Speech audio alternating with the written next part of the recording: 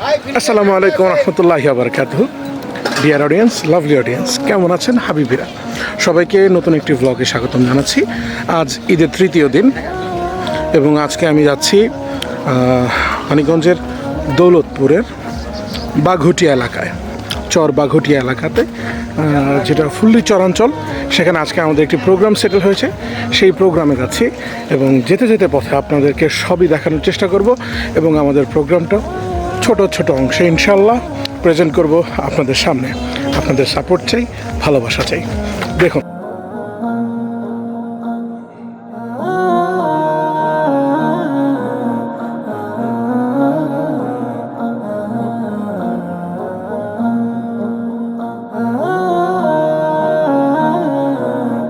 Finally উঠে গেছি আমরা, নৌকা ট্রলার যেটাই বলেন। এখন শুধু এটা ছাড়ার অপেক্ষায় আছি। দেখা হচ্ছে বাঘুটিয়াবাসী আপনাদের সাথে।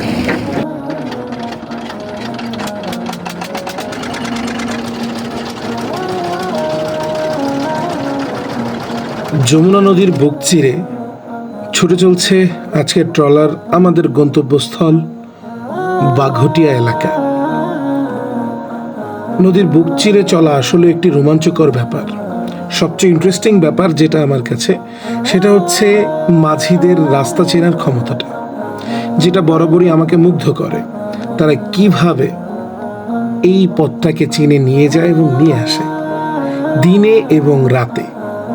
সবসময় তারা কিন্তু খুব সুন্দরভাবে নির্বিঘ্নে প্রতিটি যাত্রীকেই তাদের নিজ নিজ গন্তব্যস্থলে পৌঁছে দেয়।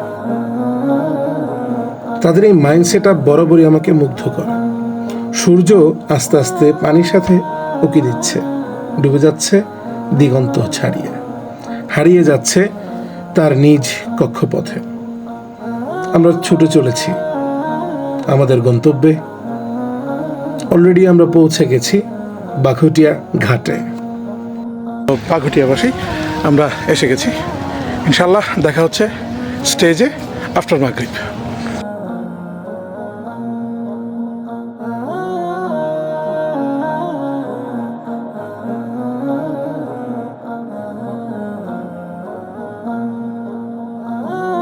পথঘাট, এখানে যারা গাড়ি চালায় তারা আসলে প্রো।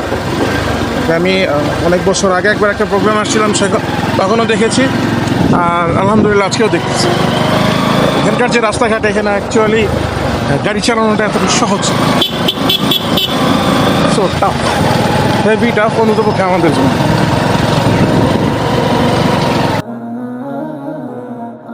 ফাইনালি আলহামদুলিল্লাহ আমরা এসে পৌঁছে গেছি বাঘুটিয়া আলিয়া মাদ্রাসায়, যেখানটাতে সন্ধ্যার পর পারফর্ম করতে যাচ্ছি ইনশাল্লাহ। এবং নট অনলি আমি একা না, পুরো টিম আছে। ভালো আছেন আপনারা সবাই? আশা করছি আমরা অনেক ভালো আছি। তার খুব শীঘ্রই বিয়ে হতে যাচ্ছে। আজকে পাত্রী দেখার কথা ছিল, অনুষ্ঠানের কারণে আমাদের কারণে পাত্রী রেখেই চলে আসছে। এর জন্যই তার বিয়ে গত 10 বছর ধরে হচ্ছে না, বিকজ অফ এই যেগুলির লগে আমি চলি, এটাই আমার সোনামণি। সোনামণি ওই কিরে, ওই কিরে, দেখাও ওই কিরে। মামুন ভাই আমাদের জন্য বিয়ে আটকে ফেলেছে। বিয়ে সে করবে না কোনোদিনও না। সুজুকি গাড়ি চালায় বলে একজন আগে চলে গেল গা, কালো পাঞ্জাবি পরে, আর আমি ডিসকভার চালাই বলে আমাকে পিছনে রেখে গেল। আর আরেকজন বউ আছে দেখে হাসতে হাসতে কথা সত্য কে উনিও আগে চলে যেতেছে। আমরা আজকে এসেছি বাঘুটিয়ার চর। এখানে বিশাল আকার একটি বাজার দেখতে পাচ্ছি। আসলে আমি কল্পনাও করতে পারিনি এখানে এত বড় বাজার আছে। এখানে না আসলে বুঝতেই পারতাম। আপনারা অবশ্যই আসবেন। ও মাই গড, অবশ্যই আসবেন, আসলে দেখতে পারবেন এরকম প্রত্যন্ত অঞ্চলে। এখান থেকে আমাদের মানিকগঞ্জ শহর অনেক দূর। কত কিলোমিটার হবে? মোটামুটি 50 কিলো তো হবেই মিনিমাম। নৌকা পথ আছে। যেমনটা দেখছিলেন, শহর থেকে দূরে প্রত্যন্ত চরাঞ্চলে এত সুন্দর এবং এত বড় একটা বাজার। অবশ্যই এখানে লোকবল বেশি, লোকজনের বসবাস বেশি, এবং সবচেয়ে ডিফিকাল্ট যে বিষয়টা, সব জিনিসই কম বেশি পাওয়া যাচ্ছে। চারদিকে নদী, মাঝখানে চারদিকে নদী, মাঝখানে চর, অর্থাৎ একটা দ্বীপের মতো জায়গা। আর এখানে যে কোনো পণ্য ট্রান্সপোর্টেশনটাও অনেক হেভি টাফ একটা ব্যাপার। তবে এই যে দেখেন মোটামুটি চেনা পরিচিত সবকিছুই পাওয়া যায়। তবে এখানে যে পরিমাণ দোকান আছে, তো আমার মনে হয় মানুষের কোনো কিছুর অভাব হয় না। ঠিক আছে। প্রাণে লাচ্ছি, খুব খাচ্ছি, আরাম পাচ্ছি, সেটাও পাওয়া যাচ্ছে। ভাই কি বলছেন আপনি? জি, আমি বলছিলাম মামুন ভাইদের এলাকাটা অনেক সুন্দর। মামুন ভাই না, আমারও এলাকা বলতে হবে। না, তুমি তো শহরে থাকো। না,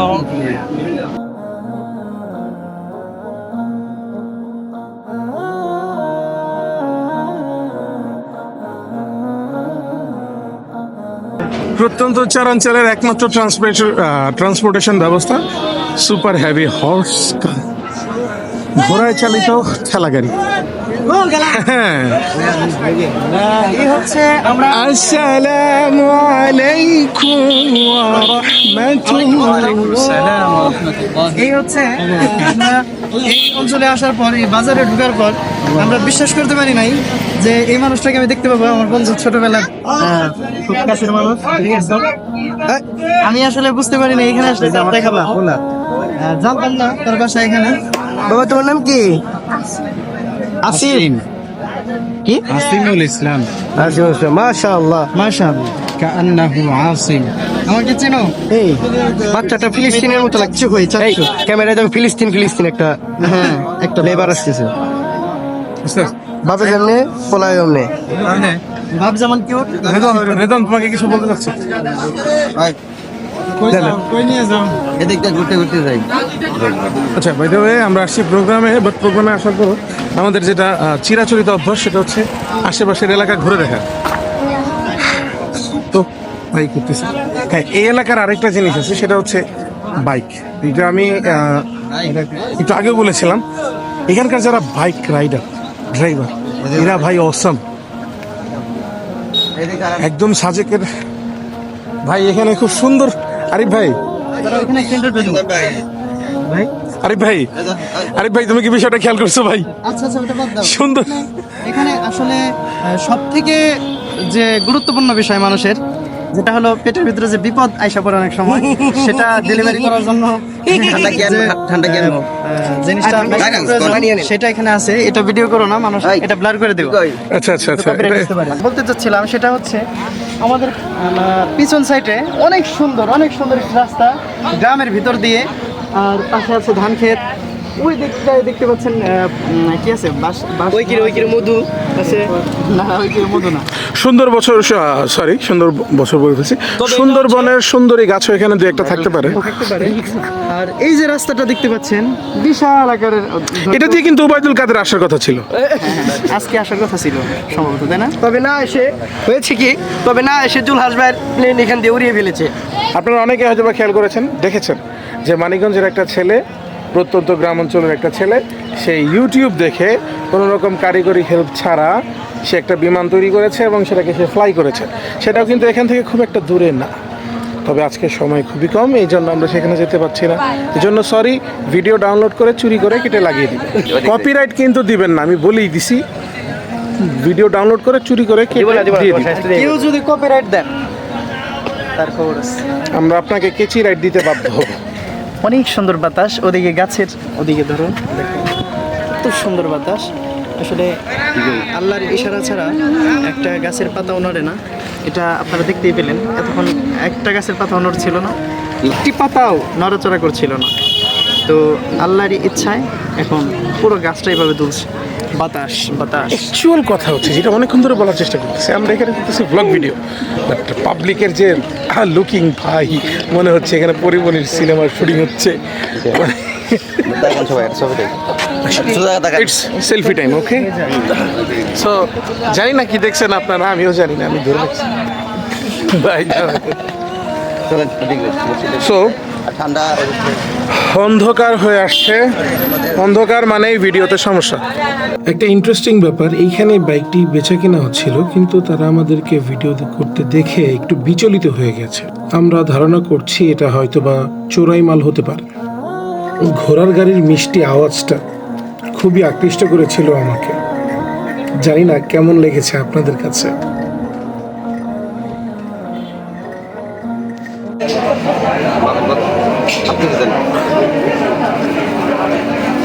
আমি কিন্তু আমি খাবো। এই যে মিষ্টি খাদক রেদওয়ান, আমি মিষ্টি খাই না, এটাই খাই। ওই যে মিষ্টি খাতো, ওইদিকে ধরো। না ও মিষ্টি খায় না, এটা হচ্ছে তিতা কাকা, এটা তিতা তাই না, এটা মিষ্টি না।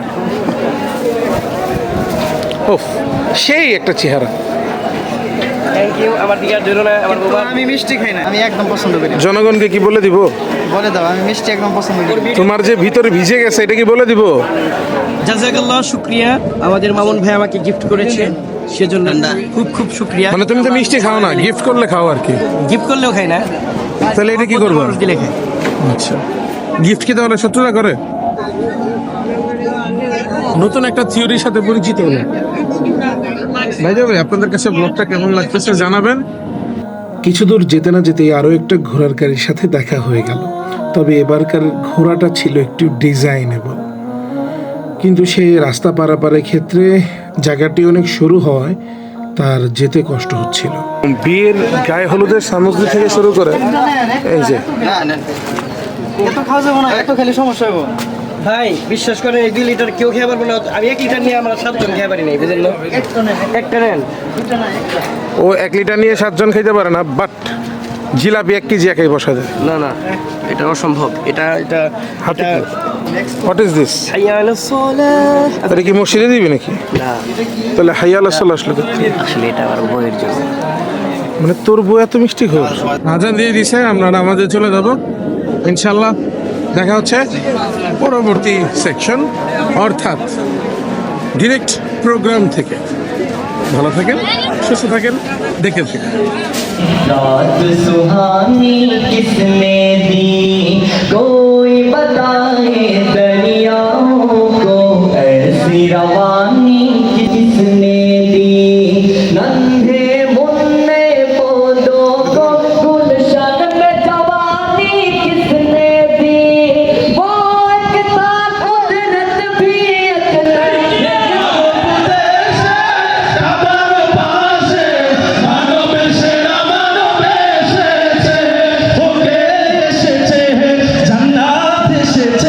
ধন্য ধন্য মেয়েরা, একসাথে একসাথে একসাথে সবাই, ধন্য ধন্য মেয়েরা,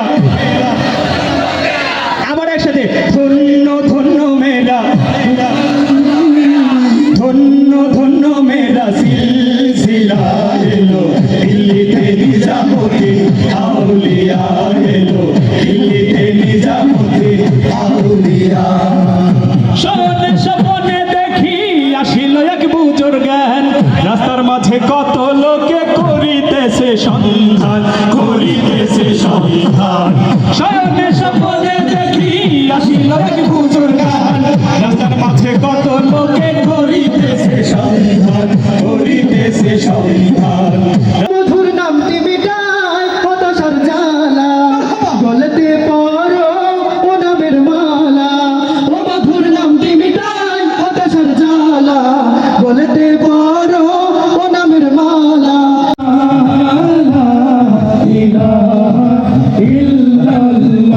অনেক নামি গুণী লোকের সাথে আজকের দিনটা ভালোই কেটেছে আলহামদুলিল্লাহ। সবাইকে অনেক অনেক ধন্যবাদ জানাচ্ছি আজকের ভিডিওটি দেখার জন্য। ব্লগটি ভালো লেগে থাকলে চ্যানেলে সাবস্ক্রাইব এবং পেজকে ফলো করতে ভুলবেন না। অবশ্যই লাইক, কমেন্টস এবং শেয়ারের মাধ্যমে পৌঁছে দেবেন সবার কাছে। দেখা হচ্ছে ইনশাল্লাহ নতুন কোনো ভ্লগে। এবং আজকের এই ভ্লগ নিয়ে আপনার কোনো মতামত থাকলে অবশ্যই জানিয়ে যাবেন কমেন্ট বক্সে। সবাই সুস্থ থাকুন, ভালো থাকুন, দোয়া করছি রবের দরবার। আজকের মতো বিদায় নিচ্ছি আপনাদের থেকে। আসসালামু আলাইকুম ওয়া রাহমাতুল্লাহ।